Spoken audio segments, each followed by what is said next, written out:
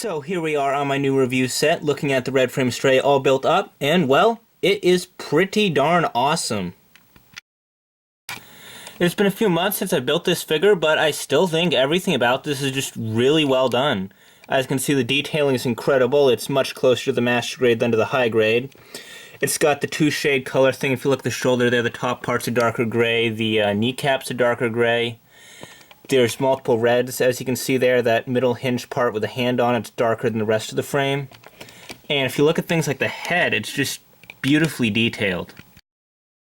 So I tweaked the lighting a bit, and I'm trying to just pull in as close to this head sculpt as I can, because it is just really incredibly detailed. The trans green, the black lines, little bits of red in the cheeks, all of that's brand new stuff the high grade didn't have.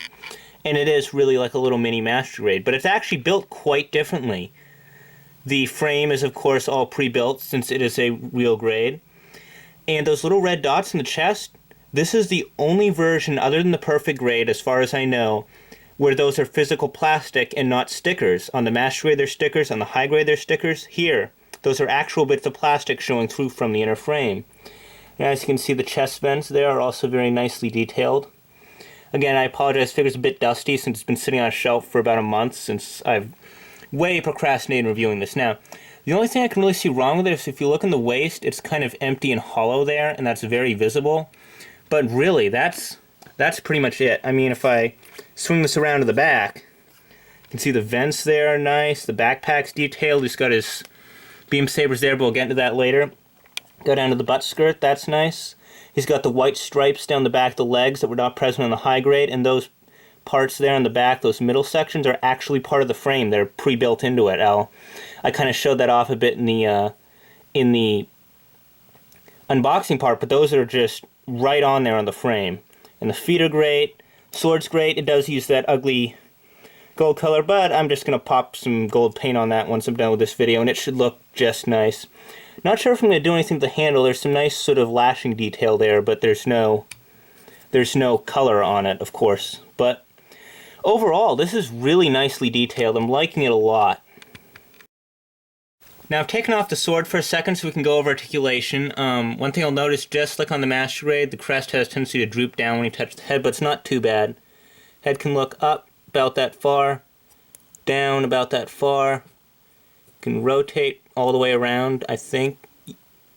Possibly. You might have to do a little tweaking to it.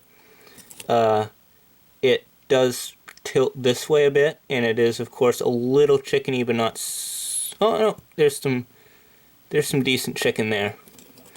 Shoulders, there's a lot of movement in there if you look at the frame. It can actually swing out because it's a real grade frame, so it has those swing out shoulder sections. It can swing out at the actual shoulder itself. The shoulder pad is just kind of clipped over it like that. So, not too shabby there. It will rotate 360 degrees. The frame's a little stiff on mine, so I'm not going to go super into it, but again, you can see more of that awesome two-shade toning there. You can, again, rotate this, but it's a little stiff. All of these are plastic and stiff stickers, like on the high grade. You can rotate the elbow double. And there's, oddly enough, no part separation. I was kind of expecting this part to shift like on the master grade, because I will mention, there is more armor shifting on the master grade than on the real grade. I think this is the only case of that, but the only real shifting you have is that little panel that's exposed when the arm is bent. Other than that, it's pretty much just normal stuff. Now there's a little tip joint here at the wrist, and then a ball joint, and then a wrist hinge, and then the 3-finger and thumb split at the hand with joints at the fingers as well. And again, other than the perfect grade, this is the only Red Frame Stray with white fingers that are comic accurate.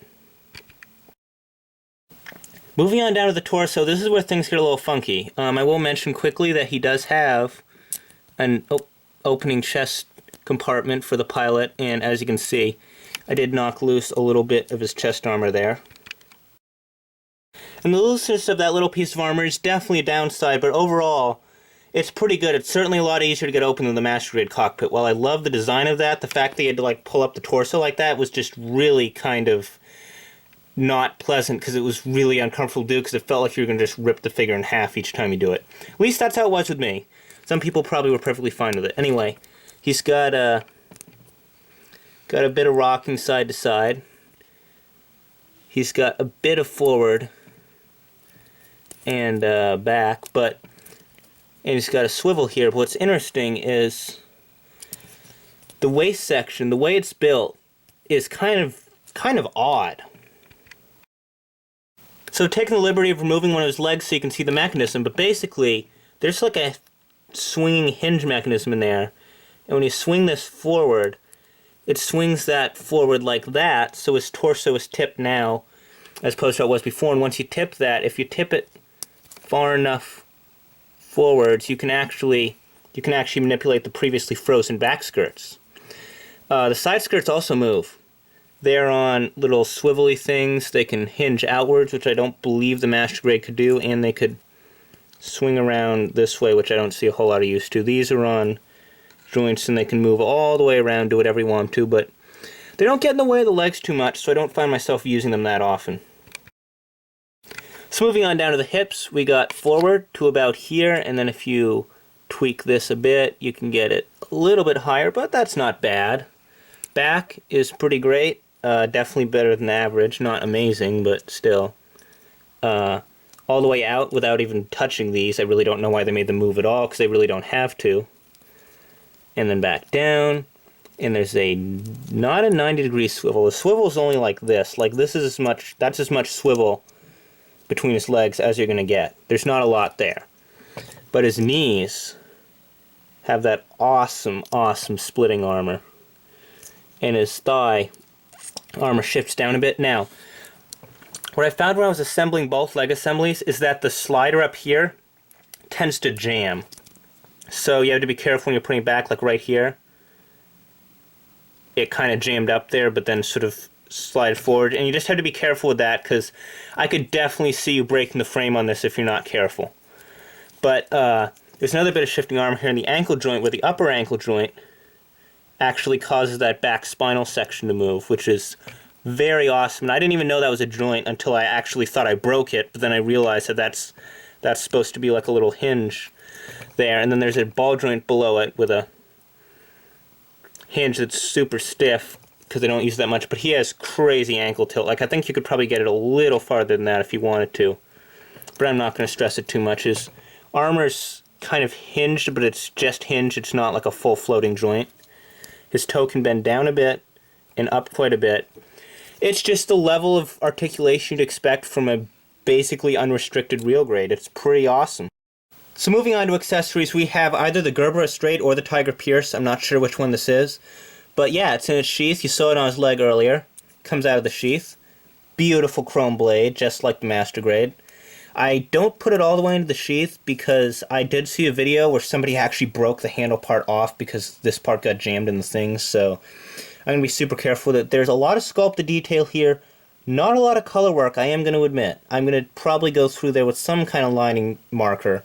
Probably not the one I have, since that one's kind of crap. It's one of the brush type ones. I'd like to go in with a fine tip marker or like a really thin panel wash and just go in there, because there's a lot of detailing, especially in here, that would look so good if it was brought out.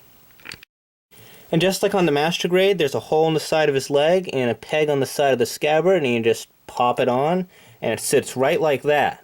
However, you also get this nice little adapter piece that goes on the hip if you want to store it on the hip, a la the High Grade. It holds on there okay, but it does tend to pop off pretty easily, and it hinders leg articulation. I mean, you can pop the sword on there, like you're supposed to, but I really don't see any benefit to having the sword higher up. I like how it looks on the leg, and it's just kind of a lose all around. I don't think that's a very good accessory.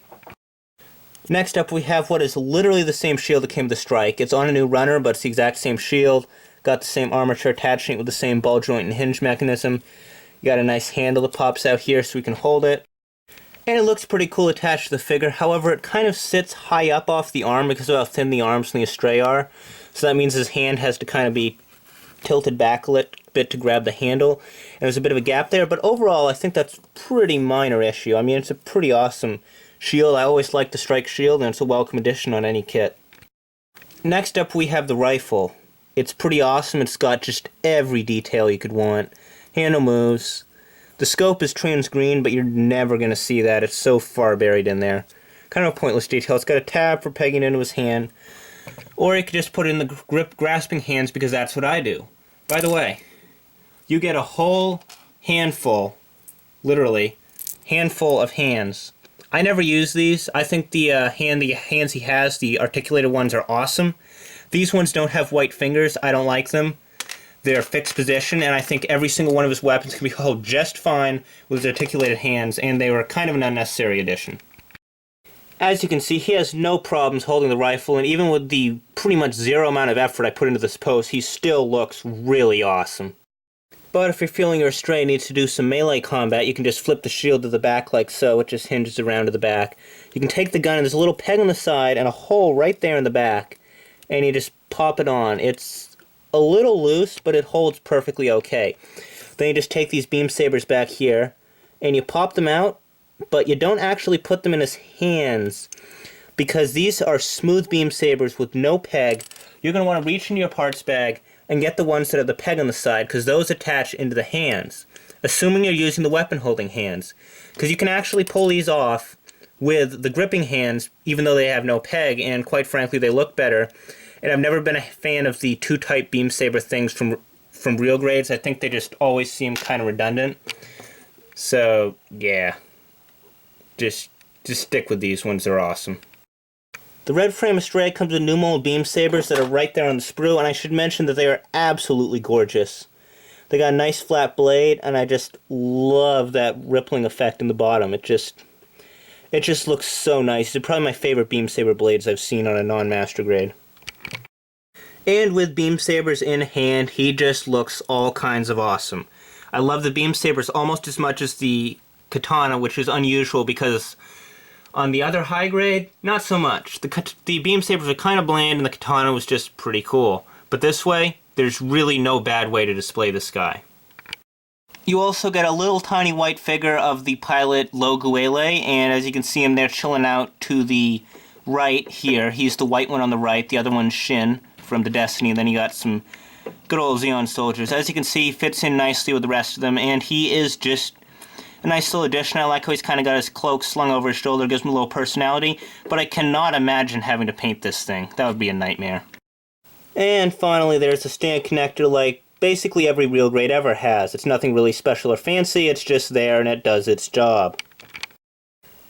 So overall, there's just not a lot wrong with this figure. I mean, I've heard some people say the torso connection's a little weak, and it kind of is, but really it's not that bad. I mean, sure, it's a little hollow down there by the waist, but there's just so much greatness going on with this kit that it's really not a problem. I mean, all it really takes is a little gold paint on the sword there, and you've basically got a pretty amazing kit. I mean, definitely needs some panel lining.